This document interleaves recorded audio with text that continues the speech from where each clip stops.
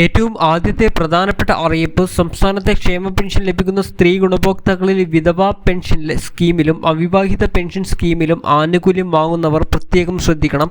നമുക്ക് സാക്ഷ്യപത്രങ്ങൾ സമർപ്പിക്കുവാനുള്ള സമയമായിട്ടുണ്ട്. ബാക്കി വരുന്നവർ വരുമാന സർട്ടിഫിക്കറ്റ് അതോടൊപ്പം തന്നെ. അപ്പോൾ എല്ലാവരും ആദ്യം തന്നെ ഈ ഒരു വീഡിയോ ലൈക്ക് ചെയ്തു വെക്കുക. എങ്കിൽ കൂടുതൽ ആളുകളിലേക്ക് ഈ ഒരു വീഡിയോ എത്തിച്ചേരുന്നതായിരിക്കും. ചാനൽ ഇതുവരെ സബ്സ്ക്രൈബ് ചെയ്യാനും ആ ബെൽ നോട്ടിഫിക്കേഷനിൽ ഓൾ എന്ന ഓപ്ഷൻ എനേബിൾ ചെയ്യുവാനും മറക്കരുത്. മസ്റ്ററിംഗ് തുടങ്ങിയ കാര്യങ്ങൾ ഒന്നും ഇപ്പോൾ ചെയ്യേണ്ട ആവശ്യമില്ല. ഇപ്പോൾ ഈ അറിയിപ്പ് വന്നിട്ടുള്ളത് വിധവാ പെൻഷനും അതോടൊപ്പം തന്നെ അവിവാഹിത പെൻഷൻ സ്കീമിലും ആനുകൂല്യം വാങ്ങുന്നവരാണ്.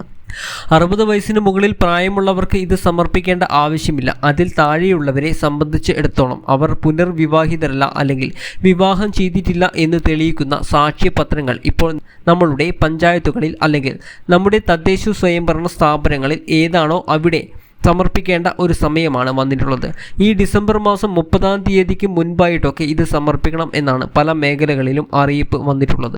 നമ്മുടെ സമീപമുള്ള ഓൺലൈൻ സർവീസ് സെന്ററിൽ ആധാർ, റേഷൻ കാർഡ് അതോടൊപ്പം തന്നെ വാർഡ് മെമ്പറുടെ സാക്ഷ്യപത്രം, ഭർത്താവിൻ്റെ മരണ സർട്ടിഫിക്കറ്റ് തുടങ്ങിയ രേഖകളും ഒക്കെ ഹാജരാക്കിയിട്ട് എത്തിച്ചേർന്നാൽ ഇപ്പോൾ നോൺ റീമാരേജ് സർട്ടിഫിക്കറ്റ് ലഭിക്കുന്നതിന് വേണ്ടിയിട്ടുള്ള അപേക്ഷകൾ സമർപ്പിക്കുവാൻ സാധിക്കുന്നത് ആയിരിക്കും.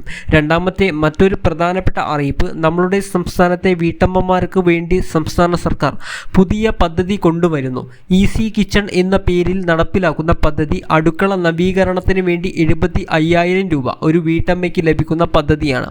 പഞ്ചായത്ത് തലങ്ങളിലൊക്കെയായിട്ട് പദ്ധതി നടപ്പിലാക്കുന്നുണ്ട്. കോർപ്പറേഷൻ തലത്തിലും അതോടൊപ്പം തന്നെ മുനിസിപ്പാലിറ്റി തലങ്ങളിലും സ്കീമുകൾ ഉണ്ടാകും. നമ്മുടെ തദ്ദേശ സ്വയംഭരണ സ്ഥാപനത്തിൻ്റെ വരുമാനത്തെയും അതോടൊപ്പം തന്നെ സാമ്പത്തിക നിലയെയും ഒക്കെ ആശ്രയിച്ചാണ് പേർക്ക് തുക അനുവദിക്കുന്നത് എന്നൊക്കെ തീരുമാനിക്കുന്നത്. സാമ്പത്തികം കുറഞ്ഞതോടൊപ്പം തന്നെ BPL റേഷൻ കാർഡുള്ള സ്ത്രീകൾക്കും ഇതിൽ മുൻഗണന ലഭിക്കും. ഈ ഒരു പ്രധാനപ്പെട്ട ഇൻഫർമേഷൻ ഒന്ന് കൂടുതൽ ആളുകളിലേക്ക് ഷെയർ ചെയ്ത് അറിയിക്കുക.